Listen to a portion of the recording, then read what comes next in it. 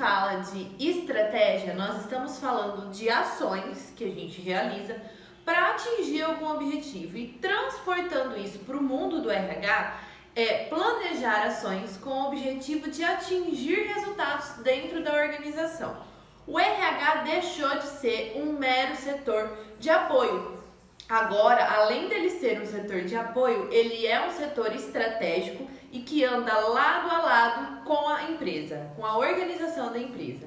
Isso faz com que os resultados apareçam de uma forma mais expressiva. Então, esse negócio de que RH é setor de eventos acabou. A gente pode até sim executar algumas ações lúdicas, nos preocuparmos, por exemplo, com a qualidade de vida do funcionário, promover ações aí que gerem engajamento, mas o nosso trabalho ele vai além disso.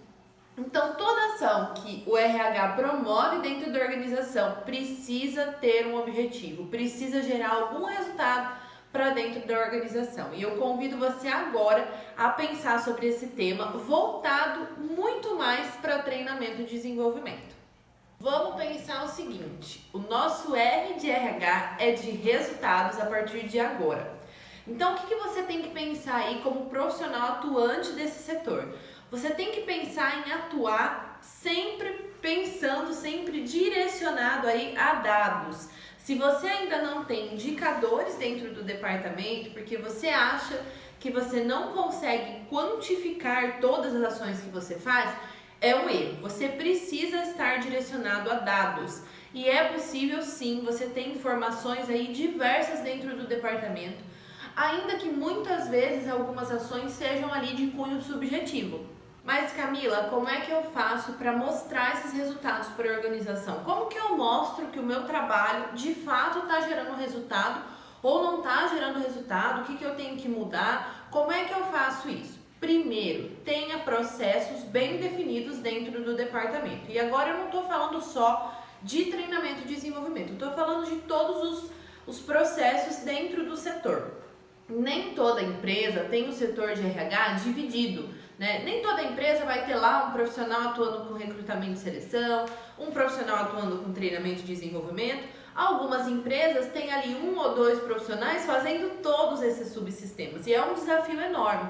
Então, o primeiro passo é ter esses processos bem definidos, bem estruturados para que você possa medir. Algumas formas de ter indicador dentro do departamento são indicadores de recrutamento e seleção, são indicadores de retenção de talento, quanto tempo as pessoas ficam dentro da organização, se você tem de repente pessoas saindo de dentro da empresa, dentro do período de experiência ou dentro de um período curto de 6 meses, 1 ano, para você identificar o que está acontecendo. E isso pode ter muito a ver com falta de treinamento. Então você pode ter indicador de treinamento, horas de treinamento, pode usar vários tipos de avaliação para medir os resultados dos seus treinamentos, que eu já falei aqui no canal sobre isso. Então você pode pensar em todas essas possibilidades de ter dados, números nas mãos. Ainda que sejamos um setor de humanas, né, de recursos humanos, a gente precisa sim estar direcionado para essas informações. E a tecnologia ela vem para ajudar e muito nesse sentido, para que a gente visualize essas informações aí todas e possa então tomar decisão. Então pensa assim, para eu ser um RH estratégico, eu preciso pensar em planejar as minhas ações, e para isso eu tenho que ter os meus processos bem estruturados. E essas ações, elas precisam fazer link com os objetivos estratégicos da organização. Onde a organização quer chegar? O que a organização está buscando? Tudo isso precisa estar ali conectado, senão você não vai conseguir gerar resultado nenhum dentro da empresa. Camila, como ser estratégico em treinamento e desenvolvimento dentro desse subsistema? Esse subsistema é um subsistema que permite e muito o RH atuar ali como verdadeiro parceiro do negócio. Mas a gente precisa se preocupar com algumas coisas antes de colocar a mão na massa, e eu já falei isso aqui no canal também.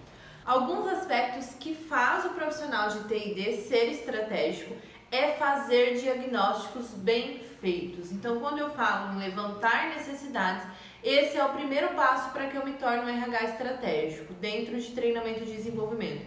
Porque se eu não estiver ali alinhada, que eu acabei de falar para vocês, se eu não estiver alinhada com os objetivos estratégicos dentro da organização, ou melhor, que a organização definiu, eu não vou conseguir conectar esses treinamentos e gerar os resultados que ela precisa. Então, o primeiro passo aí para pensar em ser estratégico em treinamento e desenvolvimento é ter um bom diagnóstico.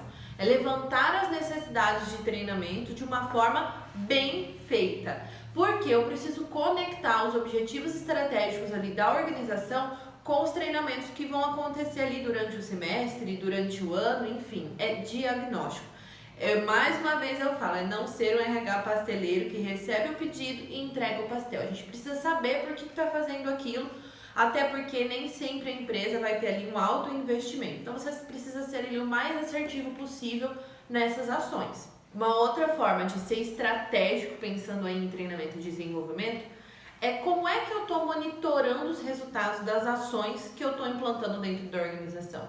Será que eu só estou fazendo ali todas as etapas de treinamento e desenvolvimento e me esquecendo da última, que é verificar os resultados, que é monitorar tudo isso, para saber se eu estou ou não estou gerando esses resultados? Então, monitorar resultados também é uma forma de ser estratégico. Porque quando você monitora, você garante que aquilo ali realmente de fato deu certo. E aí você vai estar sendo um RH parceiro, porque você vai estar preocupado mais uma vez com informações concretas, com resultados de fato. Uma das coisas que define o RH estratégico é esse pensamento aí voltado para resultado, voltado para dados, voltado para números. Então não tem como fugir disso. A gente precisa também desenvolver essa habilidade para poder mostrar para a organização que o resultado está ali acontecendo, está ali sendo mostrado através dessas ações. Mas eu vou te contar uma coisa que não é segredo para ninguém e não é querendo te desanimar, mas treinamentos não resolvem tudo. E um profissional que é estratégico dentro desse setor, ele entende isso, que muitas vezes não vai ser o treinamento o salvador da pátria. Não é ele o responsável por, de repente, alinhar algumas coisas dentro da organização. Então, presta atenção como é que está o clima dentro da empresa. Você não vai conseguir consertar um clima ruim, um clima tóxico com treinamento.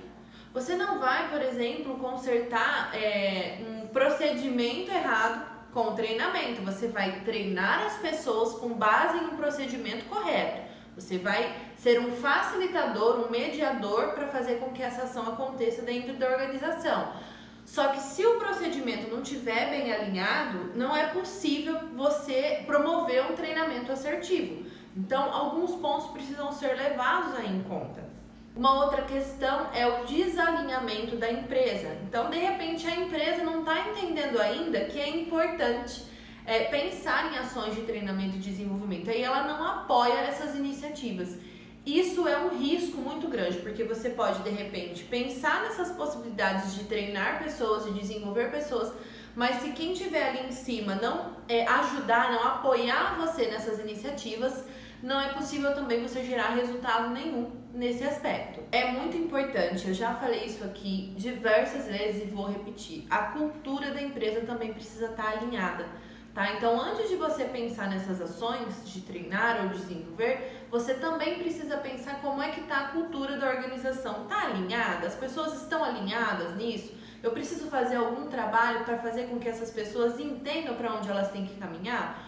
Tudo isso é importante, porque quando a gente chega lá nos treinamentos, quando a gente pensa nessas ações, tudo vai fluir de uma maneira mais fácil. As políticas de carreira dentro da organização também é um aspecto que você precisa considerar, porque você não vai conseguir, por exemplo, gerar resultado através de treinamentos se a empresa também não incentivar as pessoas a buscarem esse conhecimento, a se desenvolverem, se essas pessoas não enxergarem sentido em estar ali.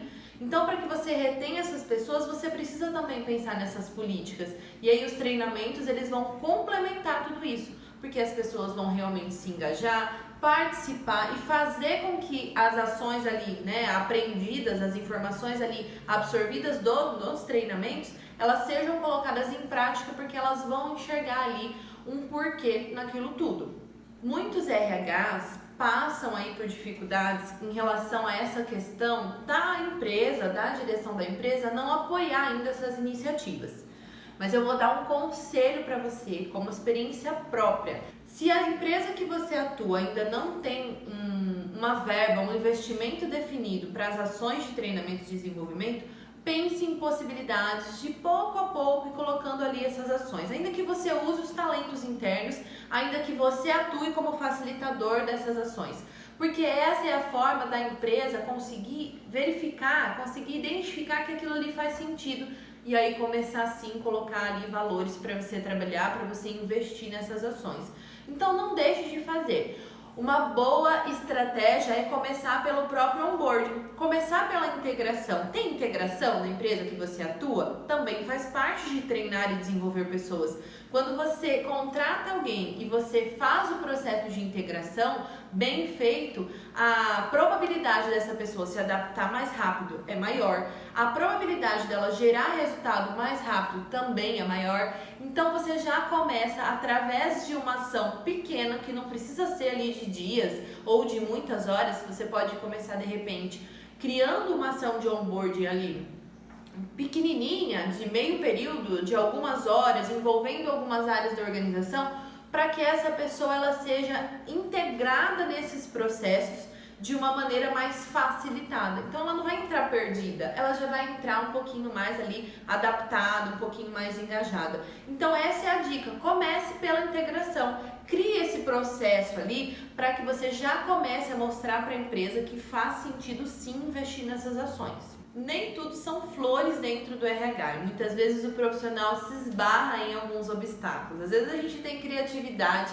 para poder sugerir diversas ações, pensar em diversas possibilidades e aí a gente tem alguns entraves ali. Às vezes da própria direção da empresa que ainda não entende que aquilo faz sentido.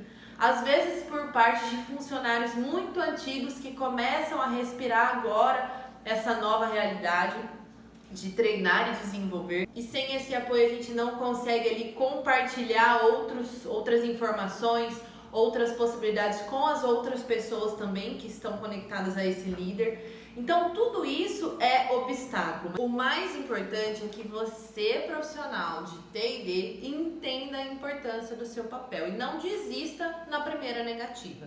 Então propõe, se a empresa ainda não aceitou, não acatou a sua sugestão, vá pensando em outras formas de convencer essa empresa para que ela comece a enxergar que faz sentido ter essas ações ali implantadas. Não é fácil, tá? Às vezes é um pouco mais fácil nas empresas mais estruturadas, que já tem esse departamento ali formatado, que já tem profissionais atuantes, é um pouco mais fácil. Mas se você é um profissional aí que está entrando numa empresa que não tem isso ainda, é um pouco mais desafiador sim.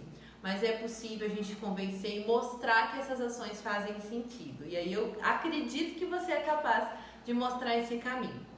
Hoje é isso, eu espero que esse conteúdo tenha acrescentado para você. Se você ainda não é inscrito aqui no canal, já aproveita, já se inscreve, compartilha esse vídeo com os colegas, porque isso ajuda a gente a produzir mais conteúdo para vocês. Então fiquem com Deus e até mais. Beijão, tchau, tchau!